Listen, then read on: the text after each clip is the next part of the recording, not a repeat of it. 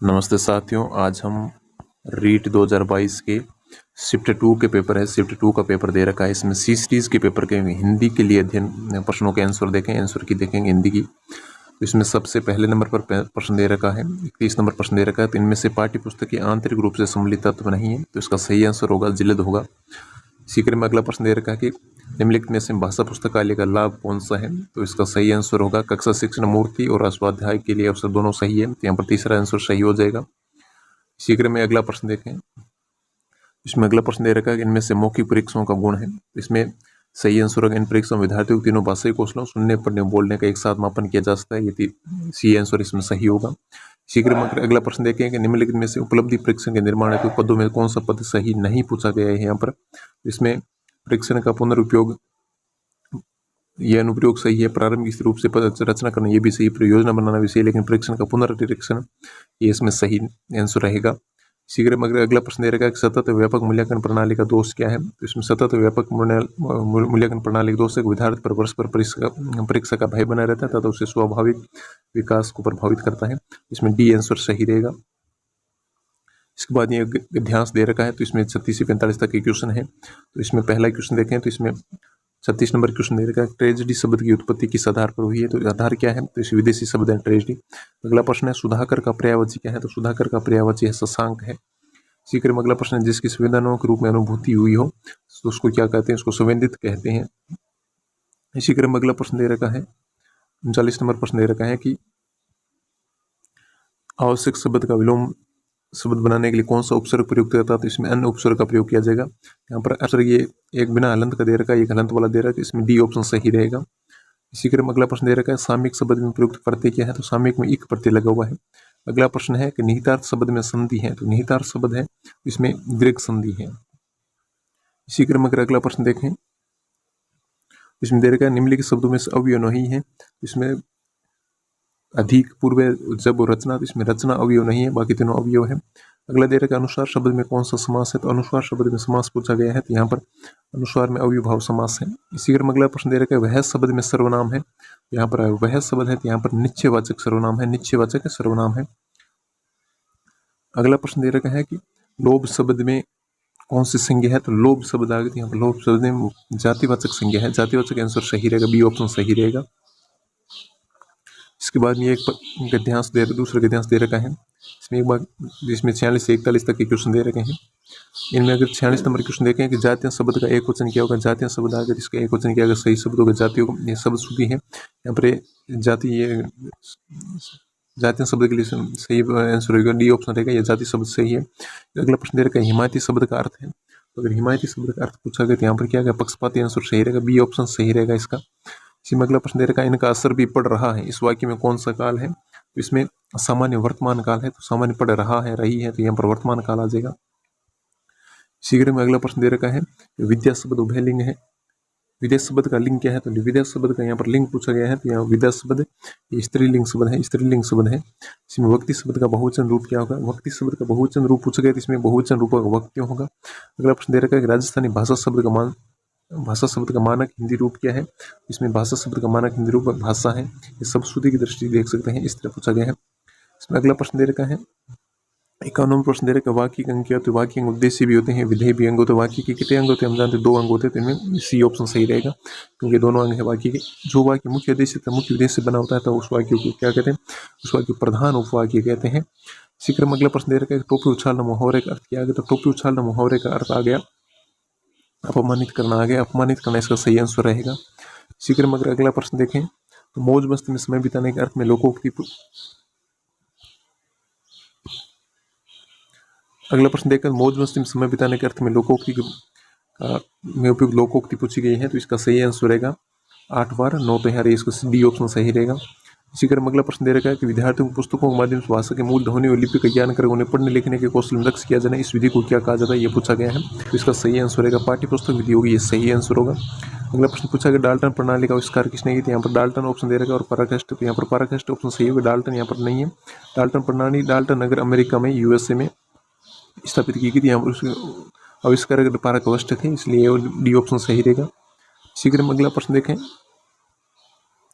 Bloom उपगम के अनुसार शिक्षा की त्रिपदी प्रक्रिया में सम्मिलित पद है। इस ब्लूम उपगम के अनुसार शिक्षा में त्रिपदी प्रक्रिया में व्यवहार परिवर्तन पद शामिल है। इसका डी ऑप्शन सही रहेगा। इसी तरह दे रखा है सुंदर अनुलेख की आवश्यक शर्त क्या है। सुंदर अनुलेख की आवश्यक शर्त पूछी गई तो इसमें सी ऑप्शन सही रहेगा। अनुलेख के अक्षरों की बनावट वैसी की वैसी होनी चाहिए जैसे कि आदर्श लेख में हो, तो इसके लिए सी ऑप्शन सही रहेगा।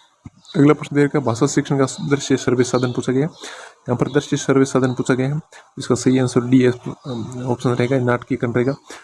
इस तरह हमने हिंदी के 30 प्रश्नों का अध्ययन किया। तो आप कमेंट करके बताइएगा आप हिंदी में 30 में से कितने प्रश्न सही हो रहे हैं। Thank you.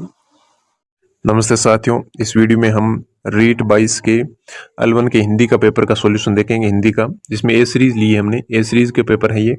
इसमें हिंदी के अपन प्रश्न देखें, उसमें कुल 30 प्रश्न है। तो उसमें हिंदी के पेपर में अगर पहला प्रश्न देखें तो पहला प्रश्न दे रखा है कि 30 नंबर की किंडरगार्टन शिक्षण विधि में संबंध में सत्य कथन है। तो इसका सही आंसर रहेगा भाषा के व्याकरण और साहित्य की शिक्षा इस विधि से नहीं दी जा सकती। इसका सही आंसर ये रहेगा। इसी क्रम में अगला प्रश्न दे रखा 32 नंबर की बेसिक शिक्षा प्रणाली में भाषा की शिक्षा में निम्न में से किस माध्यम से दी जा सकती। तो इसका सही आंसर रहेगा सामाजिक पर्यावरण से।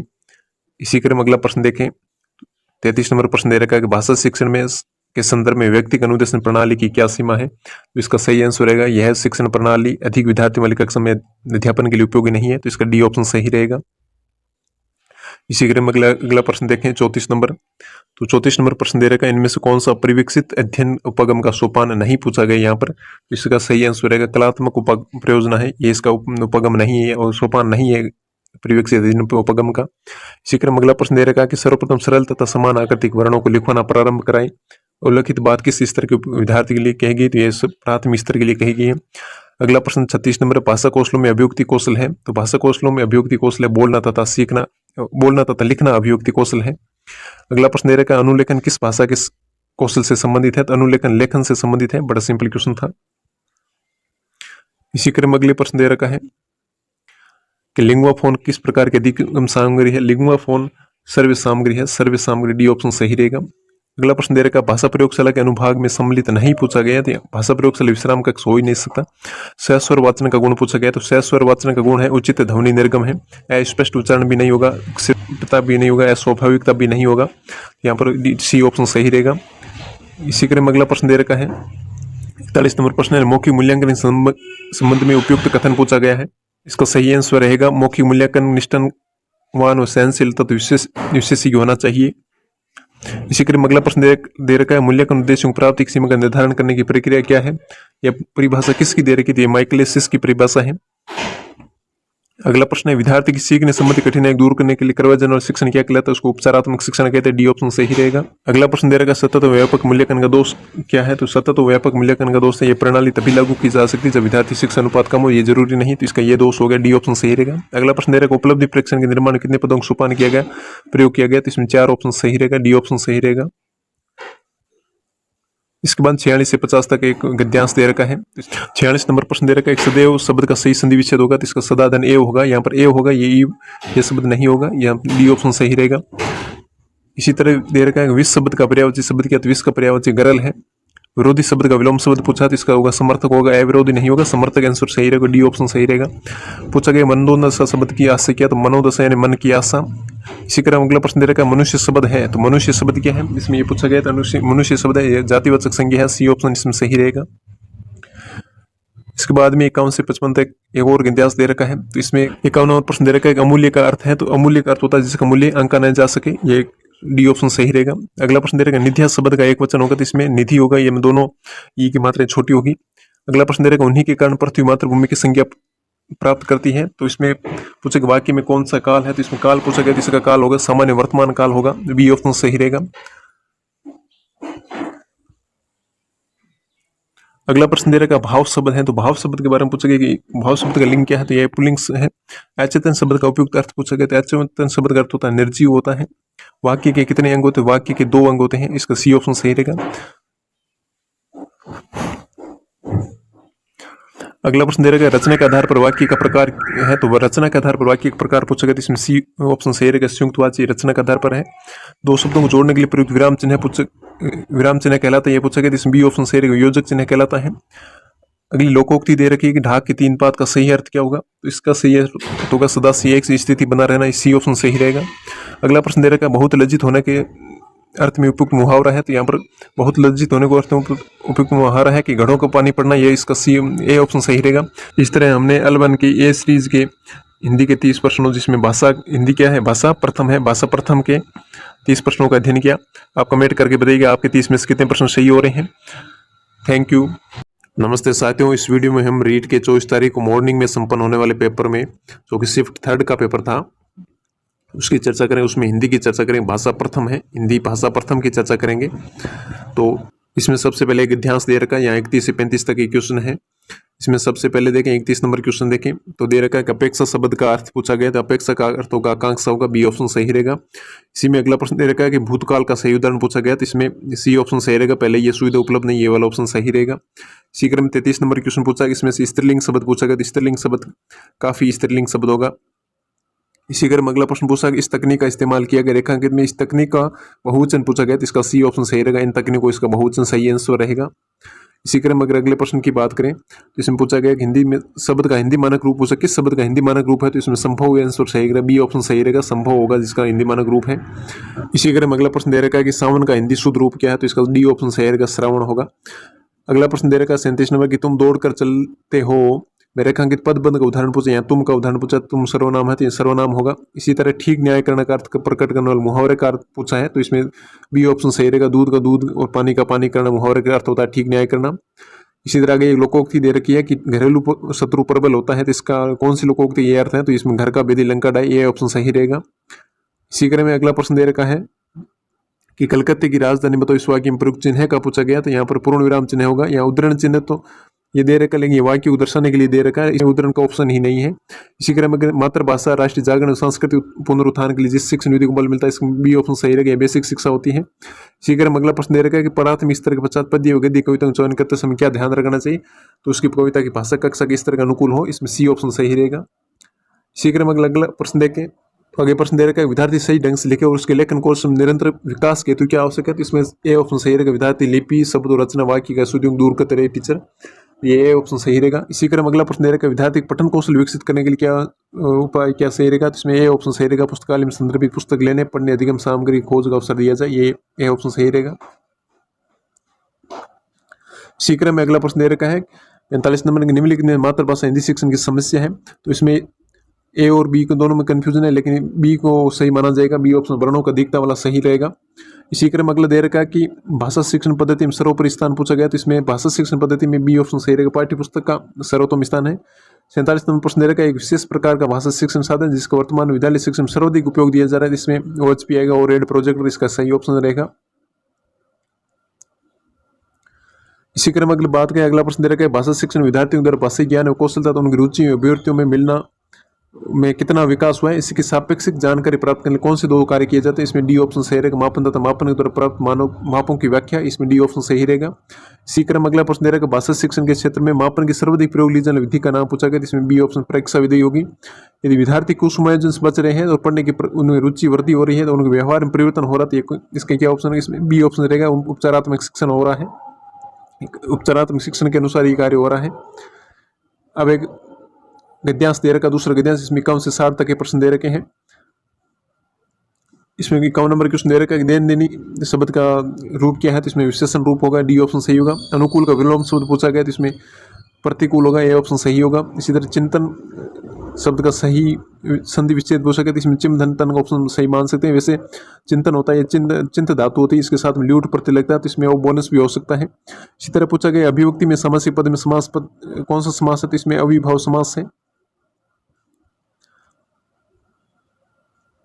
इसी तरह अगला प्रश्न दे रखा है कि निम्नलिखित में तत्सम शब्द कौन सा है, तो इसमें अनायास तत्सम शब्द होगा। बीमार का सही पर्यायवाची शब्द पूछ के इसमें बी ऑप्शन सही रहेगा, अस्वस्थ रुग्ण और व्याधिग्रस्त।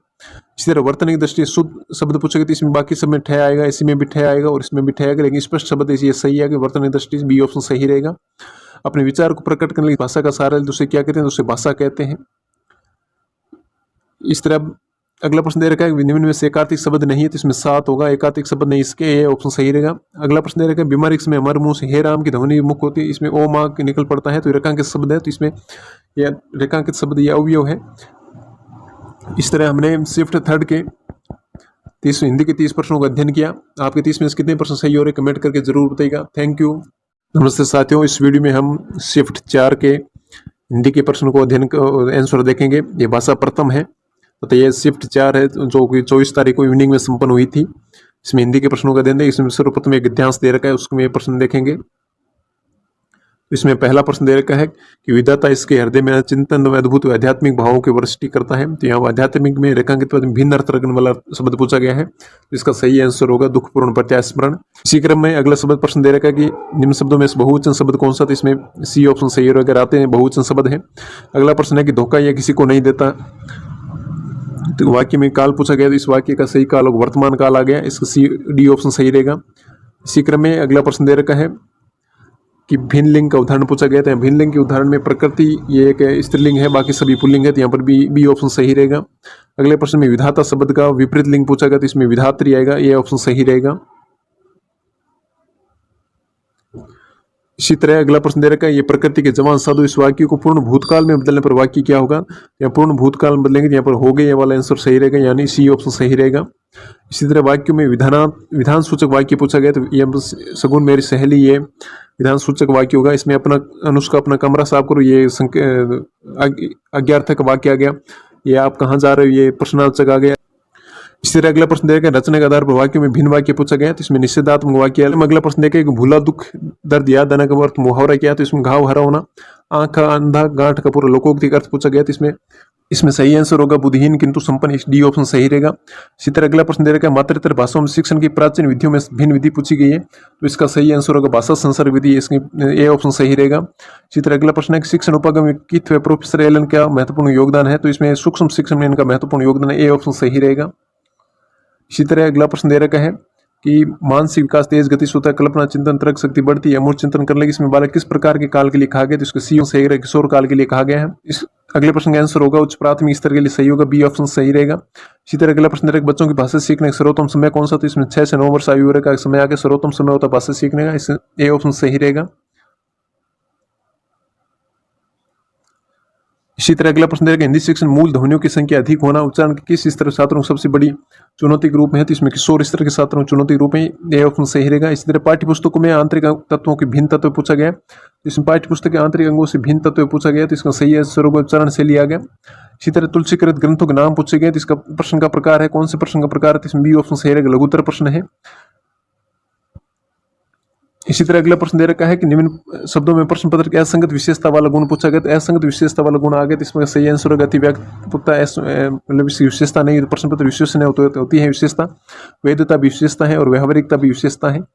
अगला प्रश्न दे रखा है सतत व्यापक मूल्यांकन प्रणाली में उपयुक्त तो है लेकिन ये लाभ कर तभी हो सकती है इसके लिए, तो इसके लिए सही आंसर होगा ये ऑप्शन सही रहेगा। इसमें मूल्यांकन पक्षपात रहित हो तथा आंतरिक मूल्यांकन वार्षिक परीक्षण प्राप्तांक अलग अलग दर्शाए, ये ए ऑप्शन सही रहेगा इस प्रश्न में। इसी तरह अगला एक गद्यांश दे रखा है, इसमें प्रश्न देखें तो इसमें घोर शब्द का पर्याय शब्द पूछा गया, तो घोर शब्द का पर्याय बच्चे इसमें ऑप्शन सही रहेगा, कठिन होगा।